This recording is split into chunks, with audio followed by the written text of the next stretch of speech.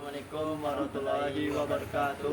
Perkenalkan, nama saya Ilham Saputra, NIM 23074064. Saya Muhammad Fesrabani dengan NIM 23074069. Baik, di sini kami akan menjelaskan sistem ABS pada sebuah kendaraan mobil.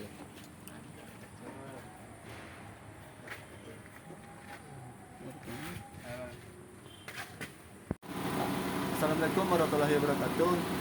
Nah, saya akan melanjutkan materi dari teman saya yang pertama dengan cara kerja komponennya. Yang pertama itu yaitu silinder yang berfungsi sebagai komponen yang berfungsi untuk menerima tekanan dari pedal rem dan mengirimkan ke sistem rem. Kalau sensor di bawah nah. Kedua itu yaitu kaliper yang berfungsi sebagai untuk mengukur kecepatan roda kendaraan dan mengirim sinyal ke kontrol unit. Nah, ini selanjutnya wheel speed sensor yang berfungsi sebagai untuk mengukur kecepatan roda kendaraan dan mengirim sinyal ke kontrol unit. ECU.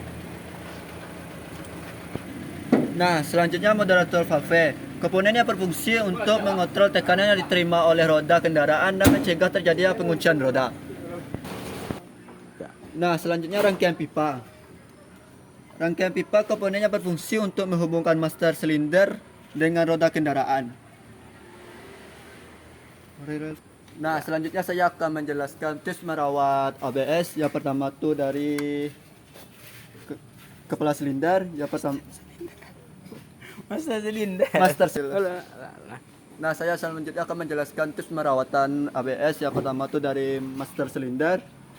Cara merawatnya yaitu memperhatikan kondisi minyak rem dan cairan pengereman lainnya. Pastikan kondisi minyak rem dan cairan pengereman lainnya selalu dalam kondisi baik dan dalam tingkat yang tepat.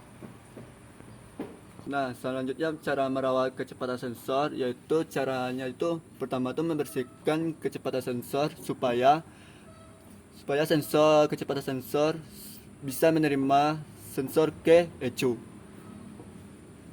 Ya, selanjutnya cara merawat kepala silinder yaitu selanjutnya akan mengecek kaliper. Yang pertama tuh dari kepala pistonnya nih.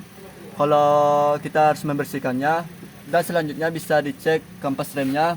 Kalau masih tebal berarti itu masih baik, kalau sudah tipis berarti perlu diganti. Kita perlu mengecek piringannya dan sama ban. Kalau piringannya masih tebal berarti piringannya masih baik, kalau udah tipis piringannya berarti piringan itu harus berganti. Kalau bannya itu sama pengecekannya itu yaitu kalau bannya masih tebal berarti bannya masih baik, kalau tipis perlu diganti.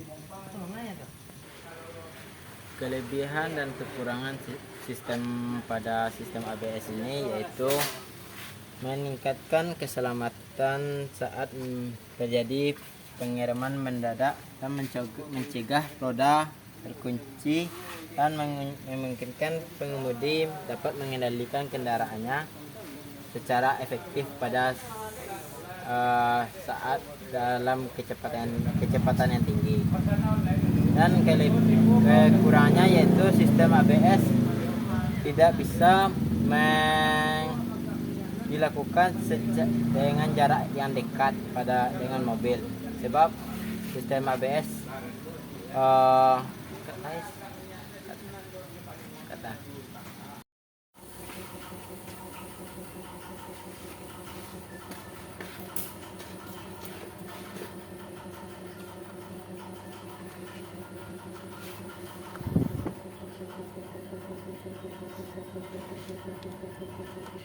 Ya bang, komponen mana yang sering rusak di sistem ABS ini?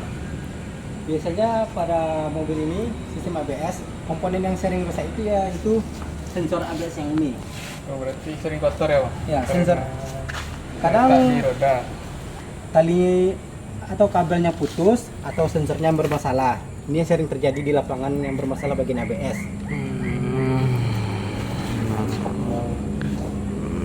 Terima kasih. Terima kasih. Terima kasih. Jadi itu saja ya bang, masalah-masalah yang ada pada sistem ABS ya bang. Iya. Baik Abang. Baik Abang. Oke Bang. Terima kasih banyak atas penjelasan dari Abang. Ya, ini segitu yang bisa saya jelaskan. Baik, oke semuanya baik, hanya itu yang dapat kami jelaskan tentang sistem ABS pada sebuah mobil Toyota tersebut. Toyota Atlas. Lebih dan terkurang saya mohon maaf. Assalamualaikum warahmatullahi Assalamualaikum warahmatullahi wabarakatuh. wabarakatuh.